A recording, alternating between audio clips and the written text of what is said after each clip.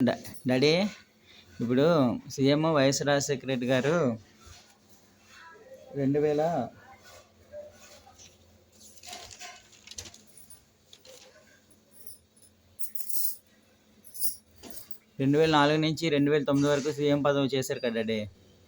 అప్పటి నుంచి మీరు ex-service man army service AOC సెంటర్లో చేసి రిటైర్మెంట్ అయిపోయారా? ఆర్మీ సర్వీస్ చేశారా లేదా? చేశారు. చేసాక రిటైర్మెంట్ అయిపోయారు. రిటైర్మెంట్ ఎప్పుడు అయ్యారు? మీరు ఇండియన్ ఆర్మీలోనే 1968లోనే జాయిన్ అయ్యారు, అవునా? రిటైర్మెంట్ నుంచి నాయక్గాన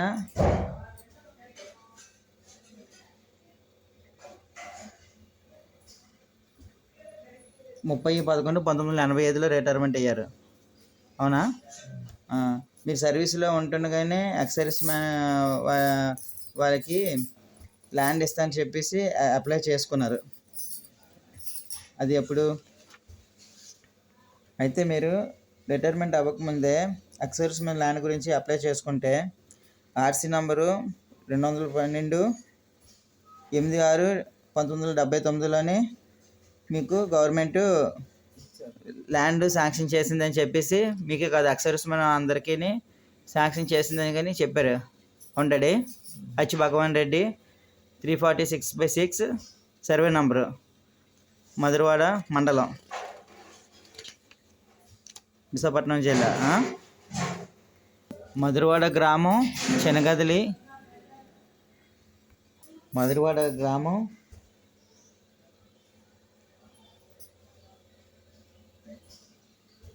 విశాఖపట్నం జిల్లా.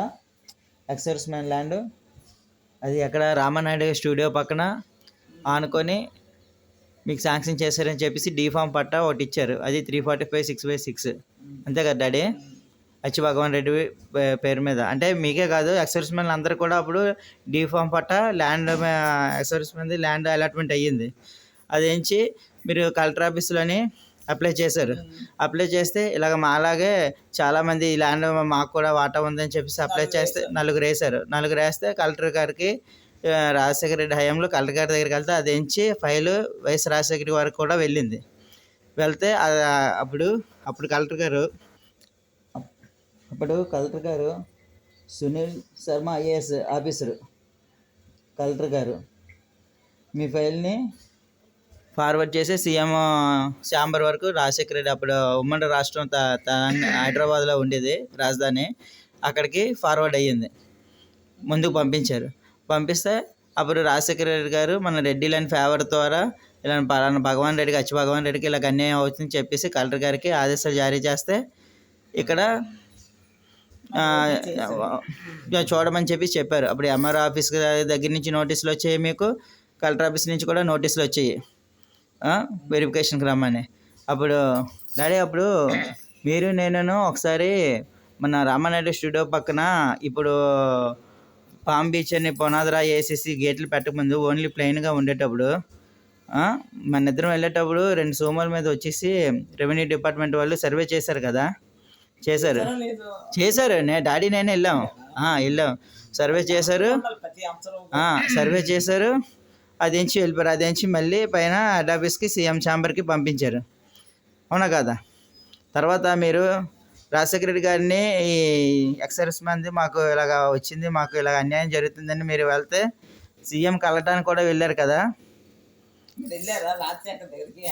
హైదరాబాద్ వెళ్ళారు కదా. ఫస్ట్ నుంచి మీరు వెళ్తే సీఎం కలవటానికి వెళ్తే అప్పుడే సీఎం ఛాంబర్ నుంచి ఎక్కడికో బయటికి వెళ్ళిపోయారని మిస్ అయిపోయారు, అవునా కదా? కలెక్టర్ ఛాంబర్లోకి వెళ్ళారు కదా. అదే తెలుసు. అవును, అప్పుడే అతనికి ఎక్కడో పని ఉందని ఫోన్ వస్తే అర్జెంటుగా పని మీద వెళ్ళిపోయారు. సీఎం అంటే మరి ఖాళీ ఉండదు కదా. అయితే మీకు D form patta 6 land accounts revenue department number 69937 D form patta సర్వీసులు ఉండేటప్పుడు ఆ డీ ఫామ్ పట్టా జారీ చేయడం జరిగింది, అవునా కదమ్మా? ఇంట్లో కోర్టులో కూడా మీరు కేసు వేశారు. అదేంటి? నో అబ్జెక్షన్ సర్టిఫికేట్ గురించి 1117 11/11/1993లోని మీరు కోర్టులని ఫైల్ చేశారు. ఫైల్ చేస్తే అప్పటికేంచి మన మీకు ఇచ్చిన మీకు రామనాయుడు స్టూడియో పక్కన గవర్నమెంట్ 5 ఎకరాలు ఇచ్చిన దగ్గర అయితే అప్పుడప్పుడు మీరు వెళ్ళి ఏదో చెట్లు ఈ సర్టిఫికేట్ కార్డులో ఏవో మొక్కలు నాటారు తప్ప సైట్ మీద అయితే లేరు. అంటే ఈ ఆర్మీ సర్వీస్ చేసిన తర్వాత డాక్టర్ సర్వీస్ చేసి భార్య పిల్లల్ని పోషించేటప్పటికే రెడ్డి గారికి సరిపోయింది. తర్వాత సైట్ మీద లేరు. సైట్ మీద లేకపోతే అప్పుడు ఏంచి అక్రమానికి గురైంది. అక్కడ ఏం చేశారు, సుబ్బరాజు అని ఒక క్రిమినల్ లాయర్ ఏంచి సైట్ మీద ఆక్యుపై చేసి సడ్ వేసుకుని ఉన్నారు. తర్వాత నుంచి ఇంకో అతను నుంచి మధ్యవర్తి నుంచి పంపించి ఎవరు డివికే కుమారు రియల్ ఎస్టేట్ చేసిన అతను డివికే కుమారు మధ్యవర్తులు పంపించి ఆ కాగితాల నుంచి ఒకసారి చూస్తామని చెప్పేసి అతను ఉంచేసుకున్నాడు. ఎన్నిసార్లు అడిగినా సరే మీ డీఫామ్ పట్ట మీ అక్షరిస్తున్న తాలూకా కాగితాలు ఎన్నిసార్లు అడిగినా ఇస్తాడా మీకు? ఇవ్వలేదు. తిప్పుతాడు. ఏమనంటే నేను చూస్తానమ్మా, మీరు చేసుకోలేరమ్మా, నేను చూస్తానమ్మా అని చెప్పి మాట్లాడుతానని అంటాడు. అదే కదా డాడీ అంటాడు. ఎన్నిసార్లు చెప్పినా అదే అంటాడు. మీ కాగితాలు మీకు ఇవ్వట్లేదు. దాని నుంచి ఎక్కడ ఉంటాడు? విఐపి టవర్ బిజినెస్ సెంటర్లో 9th ఫ్లోర్లో 907 ఫ్లాట్లో ఉంటాడు. తన పార్టీ ఆఫీస్లో కూడా శ్రీనివాస్ అపార్ట్మెంట్ 4th ఫ్లోర్ TF1లోని అగర్వాల్ హాస్పిటల్ పక్కన. ఎన్నిసార్లు పార్టీ ఆఫీస్కి వెళ్ళినా సరే మీరు చేసుకోలేరమ్మా, మీరు ఏదైనా పార్టీ వస్తే తీసుకొని రండి అని చెప్పి ఇదే చెప్తాడు. అదేనా పార్టీ వాళ్ళు తీసుకెళ్ళినా మాటలంటే మీరు చేసుకోలేరమ్మా అని చెప్పేసి వాళ్ళ అపార్ట్మెంట్ కూడా నువ్వు నేను డాడీ వెళ్ళాము. ఆ బిజినెస్ సెంటర్ అపార్ట్మెంట్కి 9th ఫ్లోర్కి వెళ్తే 4 సార్లు వెళ్ళినా సరే ఇదే చెప్తాడు. అవును. మాధవదారి నుంచి ఇక్కడ 2 కోట్లు పెట్టి ఆ ఫ్లాట్ కొనుక్కొని అక్కడికి వెళ్ళాడు. అక్కడికి వెళ్తే మా కాగితాలు మాకు ఇచ్చేయండి, మీరు మాకు రూపాయి ఇవ్వలేదు, మీరు మధ్యవర్తిలో పంపించి వాళ్ళకి ఏదో ఇచ్చి మీరు తీసుకొని అంటారు. వాళ్ళు మాకు రూపాయి ఏటి అవ్వలేదు, మా కాగితాలు మాకు ఇస్తే మేము ఇచ్చి నో అబ్జెక్షన్ సర్టిఫికేట్ లెటర్ తెచ్చుకొని మాకు అప్పుల బాధలు ఉన్నాయి, తర్వాత పిల్లలు పెళ్ళిళ్ళు చేయాలి, చాలా సమస్యలు ఉన్నాయి, మా కాగితాలు మాకు ఇచ్చేయండి ఎక్సర్విస్మెంట్ లాంటి కాగితాలు అంటే అతను ఏంటంటాడు? అతను ఏంటంటాడు? ఎన్నిసార్లు అడిగినా మీకు తెలీదు, ఇవ్వను అన్నట్లుగా మాట్లాడుతాడు.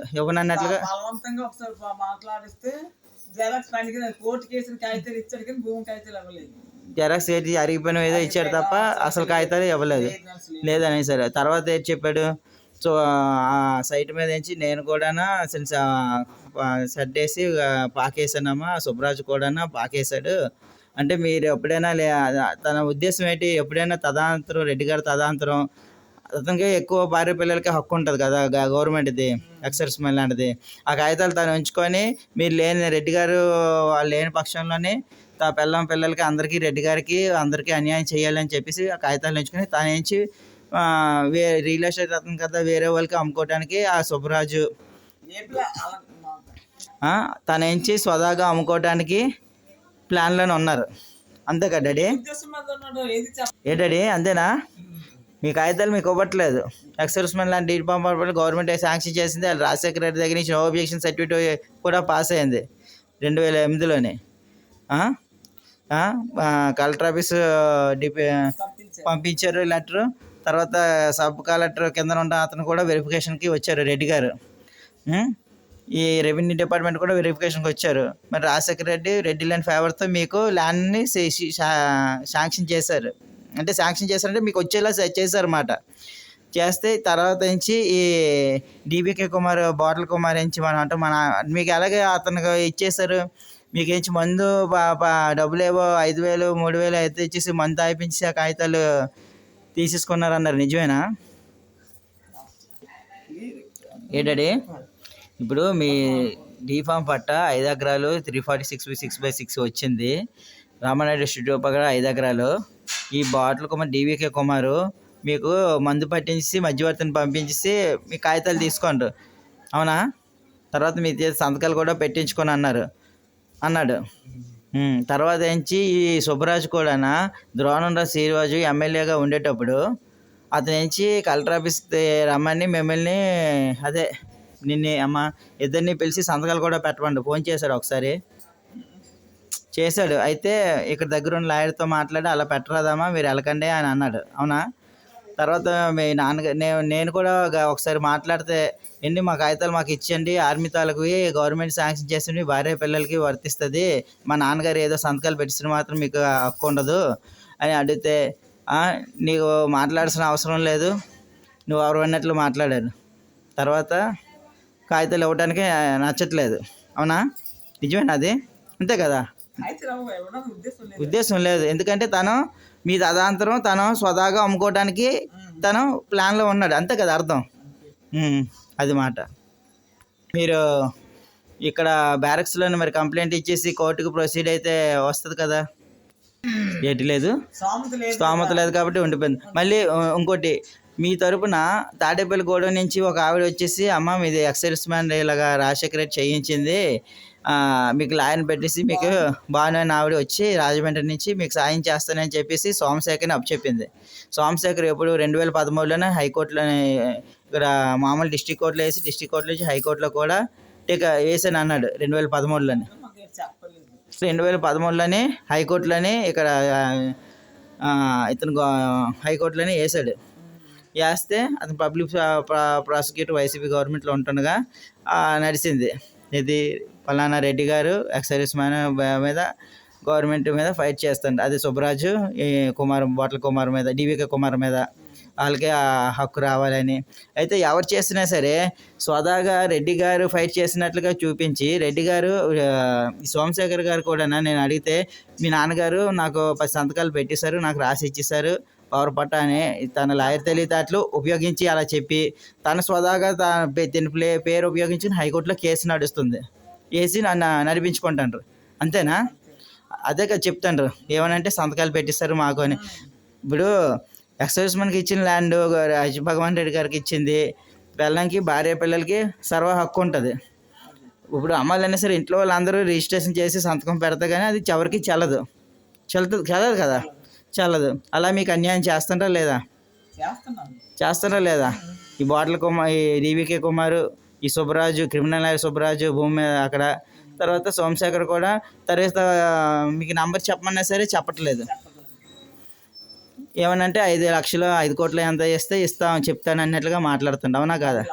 10 లక్షలు ఇవ్వమండు నంబర్ చెప్పడానికి. మీ కేసు ఈ కోర్టులో వేసి కేసు మీరు వేసి మీ తరపు నుంచి ఇచ్చేసి మా రెడ్డి గారి నుంచి భగవాన్ రెడ్డి గారు సంతకాలు పెట్టారని చెప్పేసి మిమ్మల్ని కోర్టులో వేయడానికి జనరల్గా ఎవరైనా సంతకాలు పెడతారు. తనకు అనుకూలంగా రాసుకొని నాకే స్వదాగా ఇచ్చేసినట్లుగా అన్నట్లుగా వీళ్ళు ముగ్గురును ఆడుకుంటారు మీతోని. మీ తాలూకు ఆస్తి మీకు ఎక్సైజ్ మ్యాన్ రానివ్వకుండా అడ్డు పెడతాను. తదంతరం అయిన తర్వాత వాళ్ళు స్వదాగా అమ్ముకోవడానికి ప్లాన్లో ఉన్నారు. అంతేనా? అదే ప్లాన్లో ఉన్నారు. అంతే కదా? మీకు ఇవ్వట్లేదంటే అర్థం ఏంటి? మీకు మీ ఆస్తి గవర్నమెంట్ ఇచ్చిన excise man land 345/6/6 survey number, Madhurawada గ్రామం, విశాఖపట్నం జిల్లా, రామనాయుడు స్టూడియో పక్క ఉన్నది 5 ఎకరాలను. ఇప్పుడు తర్వాత పునాదిరాజు వేసి గేట్ వేసి పాంప్ బీచ్ పెట్టిన మాత్రం వాళ్ళది అయిపోదు, ల్యాండ్ మీద ఉన్న మాత్రం వాళ్ళది అయిపోదు. మీరు రిజిస్ట్రేషన్ చేసి మీ భార్య పిల్లలు సంతకాలు పెడతా కానీ అవ్వదు. అయితే మిమ్మల్ని డాక్యుమెంట్ తీసుకొని మీ మధ్యవర్తిని పంపించేసి మీ కాగితాలు తీసుకొని డీఫామ్ పట్ట ఈ డివికే కుమారు అటు కోర్టుకి వేసిన రెడ్డి గారి పేరు అని చెప్పి సోమశేఖర్, ఆ క్రిమినల్ లాయర్ సైడ్ మీద ఉన్న సుబ్బరాజు, వీళ్ళందరూ కలిపేసి మిమ్మల్ని మోసం చేసి అన్యాయం చేద్దామని ప్లాన్లోనే ఉన్నారు. అంతే. తదాంతరం సాయం చేయట్లేదు. తదాంతరం మీ తదాంతరం వాళ్ళు అమ్ముకోవడానికి. అంతే కదా? మీకు అన్యాయం చేయడానికి అంటే అర్థం ఏంటి? చెప్పాలి కదా. న్యాయం చేయట్లేదు అంటే మీకు దాన్ని అన్యాయం చేసినట్లే కదా. అది మాట.